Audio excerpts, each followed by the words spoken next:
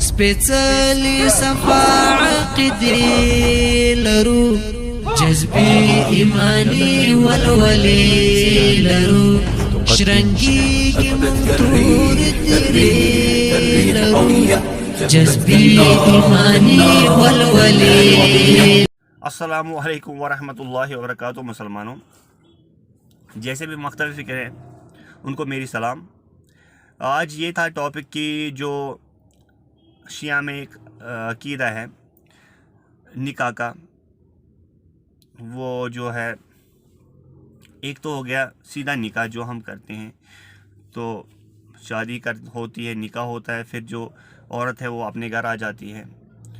शिया का ये अक़ीदा है कि अगर जी हमारे घर में ही बीबी रह गई तो हम अगर कहीं पे दूर चले गए हैं कारोबार के लिए, पढ़ने के लिए, तो वहाँ पे हम मुता कर सकते हैं. किसी दूसरी लड़की से हम शादी कर सकते हैं 3 दिन के एग्रीमेंट पे, कम से कम 3 दिन 15 दिन, जो भी मतलब कम टाइम के लिए वो हमारे पास नहीं रहेगी. अच्छा, एक जो सुन्नी आलिम है, अहले सुन्नत वल जमात में है, वो शेख तौसीफ़ुर रहमान साहब, वो हमें निकाह मिस्यार के बारे में बताते हैं. उसको भी वो भी उसको बताते हैं कि जी ये ठीक है, इसको कर सकते हैं. उसके लिए दलील क्या करते हैं पेश? कोई दलील पेश नहीं करते हैं. उसके लिए मैं आपको उसकी बुनियादी एक वजह है कि एक फ़तवा जारी हुआ था, सऊदी अरब के एक आलिम ने फतवा जारी किया था. उसी फतवे पे वो बता रहे हैं कि निकाह मिस्यार कर सकते हैं. लेकिन जो कुरान की आयतें हैं और जो हदीसों का अंबार है वो उससे टकराता है. शिया एक आलिम है, मारूफ आलिम है, वो भी ये जो है एक आयत को पेश करते हैं और उसके बाद बताते हैं ये देखिए जी हम मुता कर सकते हैं. मेरे नज़दीक ये दोनों ही चीज़ें हराम हैं. ये मेरे नज़दीक नहीं, बल्कि ये मैं आपको वो सारी हदीसें, वो सारे जो इसका जो है ना हदीसें हैं, कुरान की आयतें हैं, वो सारी मैं आपको दिखा दूंगा मेरे भाइयों. और हम ऐसा करेंगे, ये जो पार्ट है इसका भी 2 पार्ट होंगे. मैं कम से कम कोशिश करता हूँ कि हर वीडियो के 2 पार्ट बने, ताकि बात जो है मैं आपके सामने वो अच्छी तरह से रख सकूँ. आज तो मैं ऐसे ही बात करूँगा कि मुता और मिस्यार, इसमें कोई ज़्यादा फ़र्क नहीं है. मुता इसलिए होता है ताकि 3 दिन के लिए हमारी हाजत पूरी हो, 4 दिन के लिए, 5 दिन के लिए, 15 दिन के लिए. और मिस्यार भी उसी तरह से होता है. अब शेख साहब बोल रहे हैं, शेख तौसीफ़ुर रहमान साहब बोल रहे हैं कि इसमें जो जी घर वालों की इजाज़त होनी चाहिए बाज़ाब्ता, तब ये निकाह माना जाएगा. तो मैं शेख साहब को ये बताना चाहेंगे कि शेख साहब, आपको पता है ये जो चीज़ है ये कैसे फैली हुई है.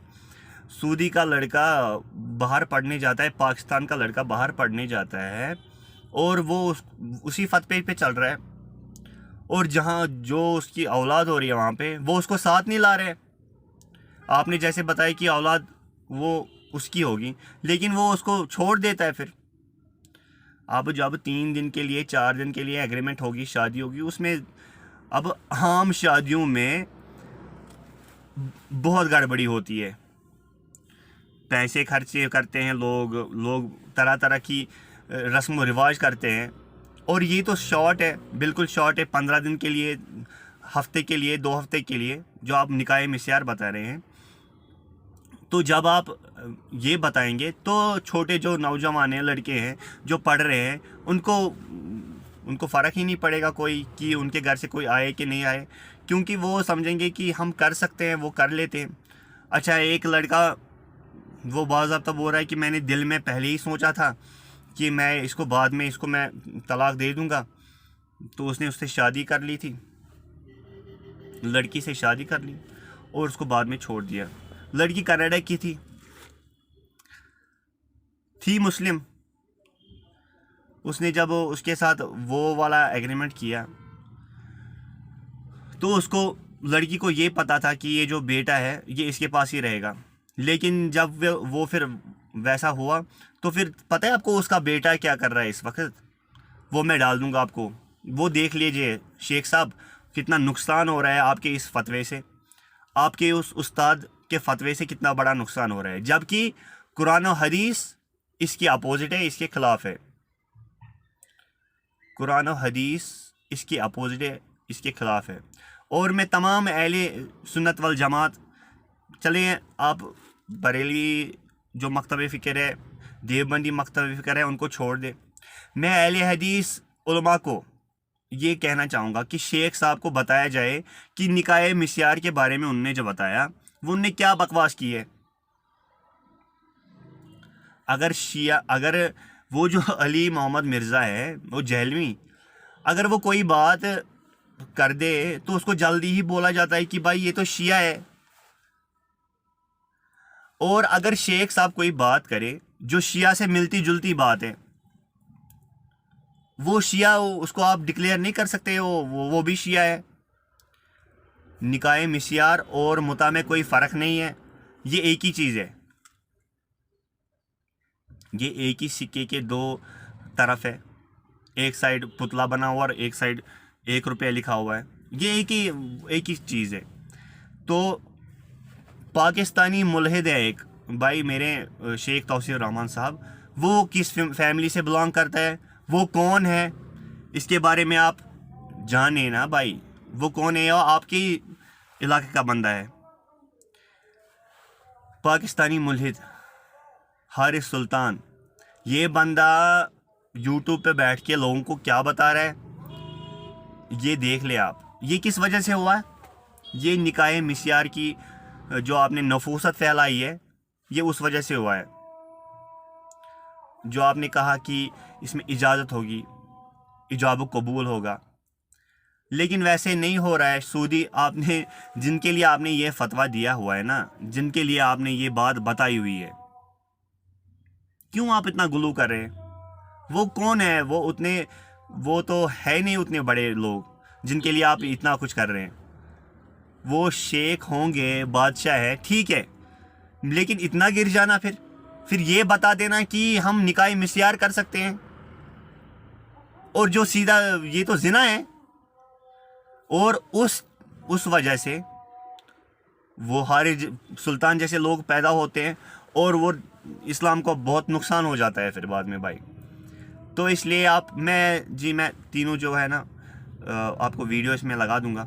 इसमें कोई भी मैं हदीस या कुरान की कोई भी ये जो है ना डिस्क्रिप्शन नहीं लूँगा आज, क्योंकि दूसरी वीडियो में मैं आपको पूरा जो है ना उसका जो खुलासा है निकाय मिस्यार।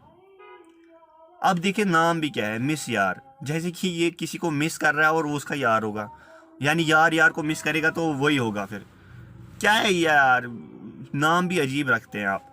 तो ये मैं तीनों वीडियो आपकी लगा दूंगा। एक तो शेख साहब की वीडियो लगा दूंगा, दूसरा जो हमारा ये जो शिया आलिम है उसकी वीडियो लगा दूंगा, और ये जो हारिस सुल्तान है इसको भी दिखा दूंगा आपको ये कौन है और ये लोगों को क्या बता रहा है। निकाह मिस्यार और निकाह मुता, ये दोनों चीज़ें ये हराम है। इसका कोई ये जो किताब कुरान और हदीस, इनसे इसका कोई ताल्लुक़ नहीं है। जो ये था मुता था ना, वो पहले था लेकिन फिर बाद में मनसूख हो गया है। बड़ी बात को आप मनसूख कर देते हैं, फिर जब बात करने पे आएंगे ना शेख साहब, तो फिर आपका ना बहुत नुकसान हो जाएगा, आपके बादशाहों का बहुत नुकसान हो जाएगा। असल में जो कुरान हमें बता रहा है कि अगर जंग में वहाँ से कोई औरत लड़ रही है आपके खिलाफ, उसको आप लोंडी बना सकते हैं, है ना भाई। ये तो कुरान की आयतें, इसको भी मैं डिस्क्रिप्शन में लगा दूंगा नेक्स्ट वीडियो में। लेकिन उसको आप ये बताते हैं कि वो आयतें सारी मनसूख हो गई हैं। ऐसा नहीं होगा। आप गुलामी का चक्कर नहीं है ना, गुलामी का चक्कर नहीं है, ये आपने बताया ना। तो मेरे भाई अगर गुलामी का चक्कर नहीं है तो जो आपने बताया कि ये जो कोई लड़की होती है वो कोई जॉब करती है, वो डॉक्टर है, इंजीनियर है, वो कुछ भी है, और वो जॉब करने के लिए उस वजह से वो क्या करती है, वो अपने जिससे वो क्या बता सकते हैं, निकाह करना चाहती है, उसको ये बताए कि आप मेरे घर 3 दिन आओ। क्या करने आए वो? सीधी सी बात है, वो ही करने आएगा जिसके लिए कुरान इजाज़त नहीं देता। भाई शादी का मतलब हुआ घर बढ़ाना, घर गृहस्थी चलाना, वो अपनी खावन की खिदमत करना। आपने बताया कि वो लड़की खिदमत नहीं कर सकती 24 घंटे क्योंकि उसको जॉब भी करनी है। ठीक है, वो 24 घंटे नहीं खिदमत कर सकती। आपने बताया वो अमीर घराने की लड़कियां होती हैं, तो वो एक नौकर को रख ले,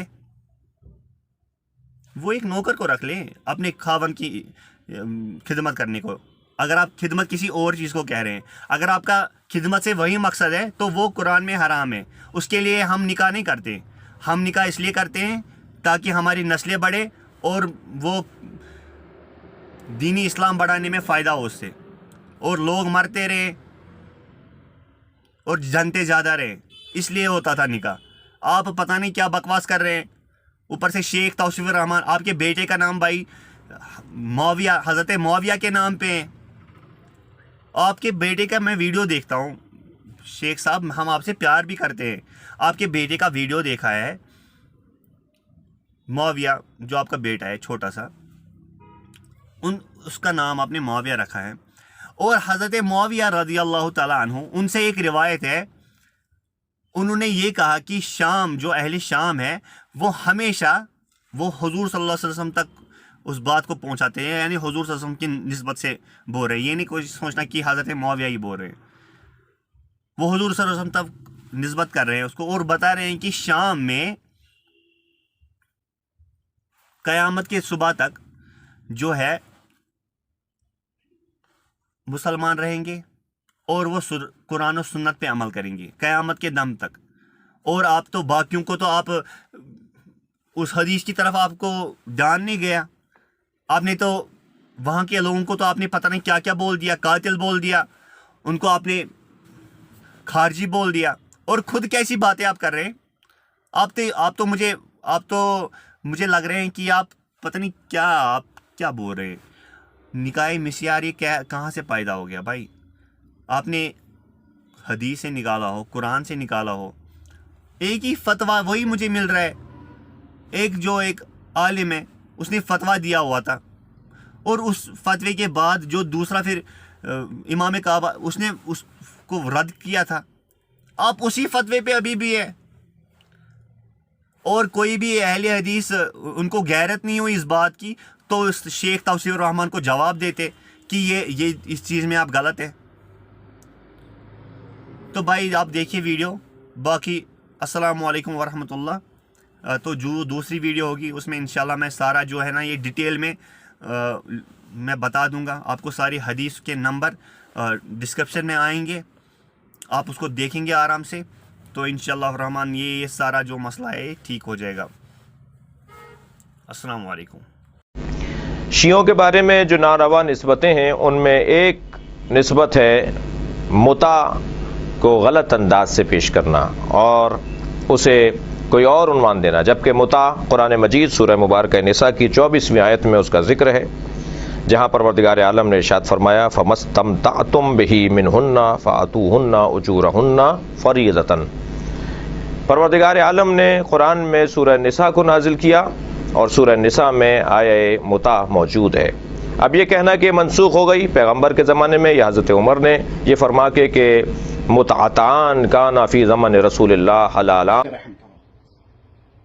वो औरत जिसके पास पैसा है या ताजिर है या वो आपका 24 घंटे का बर्डन नहीं उठा सकती, वो ये कहती है कि मैं आपसे नाम नफ्के का सवाल नहीं करती, उसके बदले में मैं आपकी खिदमत जो 24 घंटे की है उससे दस्तबरदार होती हूं। हफ्ते में 3 दिन मैं आपकी खिदमत करूंगी, आप 3 दिन मेरे घर आया करें। 24 घंटे मैंने करनी थी, जब मैंने वो शर्त हटाई तो आपसे नाम नफका नहीं मांगती, अल्लाह ने मुझे माल दिया है, पैसा दिया है, तो वो मैं इससे अपना गुजारा करती हूं। ये है निकाह मिस्यार, जिसको सुनकर अक्सर लोगों के मुंह में पानी आता है पर लब्ध ही कोई नहीं हो रही। ये जायज है, इसमें कोई कबाहत नहीं है। उसकी वजह क्या है कि ये ऐसी औरतें जो टीचर हैं या डॉक्टर हैं या ताजिर हैं या कारोबारी औरतें हैं, उनके पास वक्त नहीं है कि 24 घंटे अपने उन्होंने अपनी नौकरी भी करनी है और अल्लाह ने जो जरूरियात रखी है उनको पूरा करने के लिए वो एग्रीमेंट कर लेती हैं खामिद से कि हफ्ते में 2 दिन, हफ्ते में 3 दिन आप मेरे पास तशरीफ लाएं, आपकी मैं खिदमत करूंगी। और जो आपने वो खर्चा देना था, चूंकि अल्लाह ने मुझे माल दिया है, जब मैं आपको टाइम पूरा नहीं दे रही तो मैं आपसे खर्चा नहीं लेती। उसकी जगह पे निकाह है, मुता हराम है, जिसको रसूलुल्लाह सल्लल्लाहु अलैहि वसल्लम ने हराम। इस्लामी दुनिया और इस्लाम को बेहतर तरीके से समझने के लिए मेरी किताब the curse of God why left Islam को ज़रूर पढ़िए। और अगर आप इस किताब को नहीं खरीद सकते तो PDF ड्राइव से इसे मुफ्त में डाउनलोड कीजिए। इस तरह की मज़ीद वीडियोस को देखते रहने के लिए पाकिस्तानी मुल्हिद को ज़रूर सब्सक्राइब कीजिए और घंटी के बटन को ज़रूर दबाएं। ऑलराइट मेरे प्यारे दोस्तों, अजीज हमवतनों, मैं हूं हारिस सुल्तान, एक पाकिस्तानी मुल्हिद।